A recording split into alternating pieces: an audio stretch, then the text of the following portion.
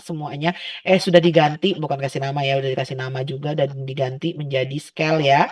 Di sini udah scale. Nah, ini pilihannya udah scale, semuanya udah sama logonya. Maka langkah pertama melakukan uji CFA. Alat ukur X ini adalah dengan klik faktor ya. Terus kemudian klik konfirmatory faktor analisis. Langkah pertamanya adalah klik vektor, terus konfirmatory faktor analisis. Bisa? Sudah terbuka semuanya? Nah, punya saya belum saya klik ya.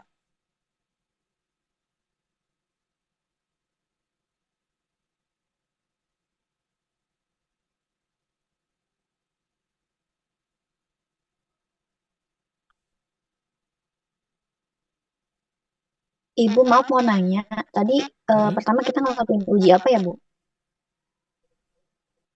konfirmatory faktor analisis. Iya Ibu, ujinya. Uji apa tadi Bu? Saya kurang dengar. Uji validitas dengan konfirmatory faktor analisis. Oke Ibu, makasih. Ya, nah jadi kita klik vektor, terus konfirmatory faktor analisis ini ya. Pertama klik vektor, nih faktor ya. Terus konfirmatory faktor analisis, nih diklik ya. Nah, terus udah muncul seperti ini ya.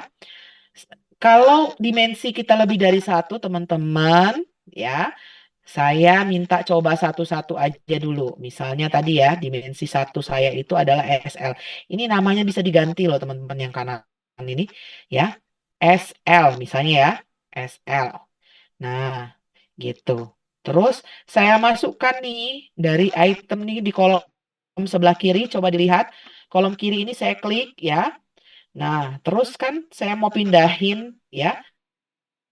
Berarti SL ini itemnya SL1 sampai SL7 kan? Ya, SL1 sampai SL7 ini saya klik. Bisa juga saya klik seperti ini. Nih, ya. Berpindah semua SL1 sampai SL7. TSL-nya nggak diikutkan. SL1 sampai SL7. Bisa sampai sini, coba lakukan dulu dimensi ini. Kita ini oh ya, namanya adalah mm-mm, ya analisis CFA. Nah, tiap-tiap dimensi gitu kan, tiap dimensi atau per dimensi gitu ya. Mm-mm, gitu. Per dimensi.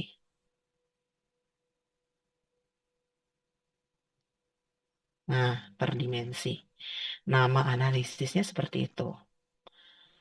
CFA itu apa? Ya dilihat tadi vektor konfirmatory faktor analisis. Jadi kita mengkonfirmasi tiap-tiap item benar nggak ngukur dimensi tersebut atau faktor tersebut. Nah, kalau di CFA ngomongnya dimensi itu adalah faktor.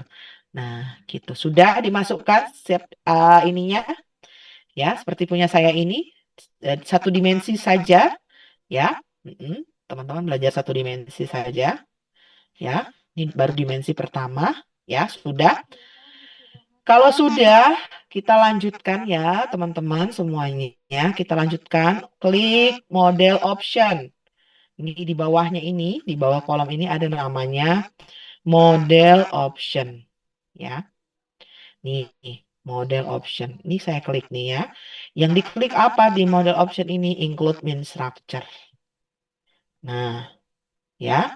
Terus kita klik lagi selain model option tadi ya, include min structure, kita klik lagi additional output. Nah, additional outputnya kita klik. Kita klik additional bit measurement ya. Terus kemudian kita klik Kaiser Meyer Olkinnya, kita klik R square, AV, reliability, dan modification index ya. Di additional output yang diklik ini, yang udah saya centang-centang. Sudah?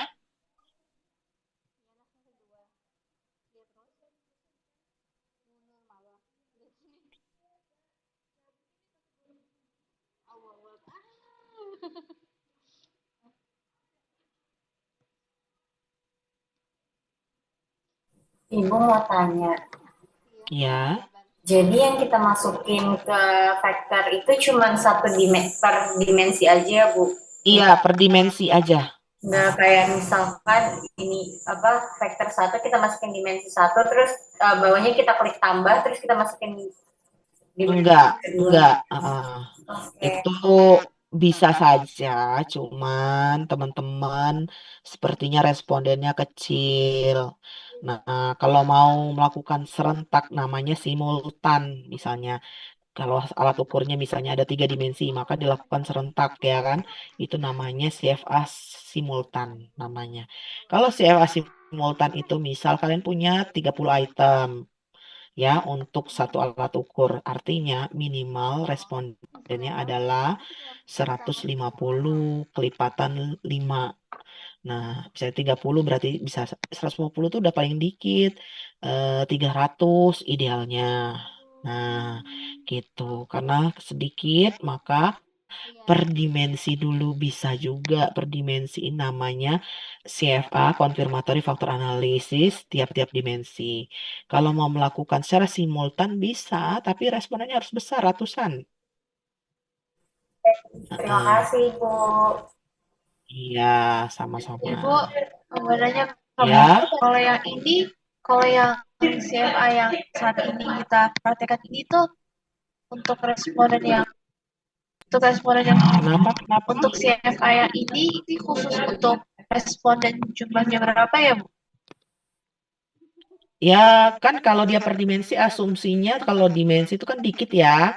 Paling ada 10, ada 15 tergantung jumlah dimensi di item di tiap dimensi itu berapa. Kayak punya saya ini kan ada 7. Nah, gitu. Jangan nanya itunya aja deh. Ya, sebenarnya memang lebih baik ya besar datanya. Kalau nggak bisa, nggak jalan gitu. Kalau misalkan respondennya 50 pakai CFA yang mana, Bu? Misalkan respondennya Ya, 10 atau baik. Ya, baiknya pakai dimensi saja per dimensi. Apalagi kalau cuma 60. Karena gini, ya, tadi saya udah menjelaskan. Ini saya jelaskan kembali, tolong didengarkan semuanya. Ya, karena kalau mau pakai yang banyak dimensinya simultan tadi ya, namanya confirmatory factor analysis secara simultan. Itu artinya serentak ya, semua dimensinya dianalisis serentak. Itu sekurang-kurangnya punya responden banyak, ratusan. Nah, karena saya perhatikan di tugas ini teman-teman ngambil datanya nggak nyampe ratusan, maka itu sulit untuk direalisasikan. Maka datanya tidak akan fit karena artinya jumlah parameter orang dengan jumlah parameter item itu tidak sebanding. Nah, itu jawabannya ya. Bisa dipahami sampai di sini ya. Jadi kalau kalian mau melakukannya secara simultan, maka kumpulkan dulu respondennya banyak, 300-an. Gitu. Ya. Oke, kalau Ibu sudah, maaf, Ibu mm-mm, maaf ingin tanya mau pastiin lagi berarti kalau misalnya dimensinya ada 4 di satu alat ukur itu berarti CFA-nya ini kita 4 kali tes ya, Bu? 4 dimensi dalam satu Iya, alat ukur. Iya, benar. Heeh, iya, baik Ibu, terima kasih. ya, benar. Bu, mau tanya, Ya, berarti kita kan dimensinya misalnya ada 4 nih. Nah, kita itu harus ngetes satu-satu ya, Bu, semuanya ya, Bu ya. Kalau misalnya kita iya, punya responden banyak, baru boleh semuanya langsung langsung iya, bareng gitu aja ya. serentak. Heeh, 4 dimensi serentak, benar. Oh, Heeh. tahu. Kalau punya 4 dimensi artinya 4 kali melakukan begini gitu. Tapi menurut saya itu lebih realistis dibanding simultan. Apalagi kalau responden teman-teman kecil jumlahnya. Nah, itu. Ya, kecuali kalau tadi ya respondennya 300-an ke atas, monggo secara simultan nanti saya akan ajarin.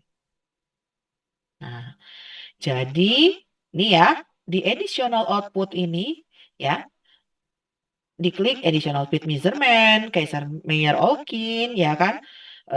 Terus R square average ya, varian extracted ya, reliability dan modification index. Jangan lupa ini ya. Terus di sini jangan lupa di model option diklik diklik include mean structure-nya diklik ya. Nah, terus lagi apa lagi yang diklik di plots. Nih, sekarang plots ya. Nah, Plots ini, model plot diklik, show parameter estimate diklik, standardize diklik. Jadi di plot itu yang diklik apa? Model plot, show parameter estimate, standardize ya. Itu diklik. Bisa sampai di sini? Bisa, Ibu. Oke, saya lanjutkan. Terima kasih jawabannya. Nah, terus kemudian saya klik advance. Teman-teman, advance ini saya klik. Ini estimatornya saya pilih ML. ML itu maximum likelihood ya. Jadi ini kelebihan dari JES ini dia bisa milih estimatornya. Cuman kalau datanya scale itu dia maximum likelihood biasanya. Jadi estimatornya ML, terus di sini standardization sebelah kanannya dari advance ini dipilih all. All ya. Sudah? Sudah, Ibu. Oke, kalau sudah kita lihat dulu nih outputnya. Nah, ini outputnya. Nih teman-teman ya. Oke, teman-teman saya mau jelaskan dulu ya. Jadi pertama baca outputnya itu adalah langkah pertama pastikan model fit. Model fit. Nah, model fit ini ada kriterianya ya. Kriteria model fit ya. Saya tulisnya MF ya. Pertama ya, ini nilai V-value dari chi-square ini ya adalah lebih dari 0,5. Namun ini sulit direalisasikan karena dia tergantung dengan banyaknya responden. Sulit direalisasikan. Ya, tulisan saya jelek lah pokoknya ya. Terus ini baru kriteria pertama ya, V-value-nya ya untuk model fit. Yang dilihat adalah ini, oke? Kriterianya. Karena akan ada V-value yang lain, nanti jangan sampai salah ya. Terus nilai CFI-nya. CFI. Nih, perhatikan ini CFI ya. Nih, ya. Tuh, nih ya. CFI-nya itu harus lebih dari atau sama dengan 0,9. Terus apa lagi? TLI di bawahnya tuh ada nilai TLI ya. TLI juga sama. Lebih dari 0,9. Nah, terus ya. Apalagi? Nih, root mean square error. Nih, ya. Nah, root mean square error ya. Ini ya. Syaratnya adalah RMCA ya, yang kita singkat dengan RMCA itu harus kurang dari atau sama dengan 0,0. Bisa? Bisa dicatat? Ya. Jadi syaratnya ya, model fit itu jika memenuhi 3 karakteristik. Nah, karena tadi V-value tadi sulit untuk dipenuhi ya, maka dia harus memenuhi dulu CFI TLI-nya lebih dari 0,9 dan root mean square error-nya atau error measurement-nya harus lebih kecil dari 0,008. Bisa nggak dipahami? Nah, kalau dilihat nih dari contoh punya saya ini, coba lihat. V-value-nya memenuhi nggak V-value-nya? Belum. Belum. Nah, tadi ya V-value itu agak susah untuk memenuhinya ya, karena tadi respondennya harus besar. Terus CFI saya sama TLI saya memenuhi nggak? Nih, CFI dan TLI saya memenuhi nggak? Belum juga. Ya, karena CFI saya itu nilainya 0,860. Sedangkan TLI saya itu 0,789. Artinya belum lebih dari 0,9. Sekarang kita lihat lagi. Nah, syarat yang ketiga adalah RMCA. RMCA punya saya ini 0,131. Udah memenuhi belum? Belum. Belum juga. Oke, punya saya ternyata modelnya belum fit nih teman-teman ya. Sabar ya. Tunggu. Bunda lagi ngajar. Nah,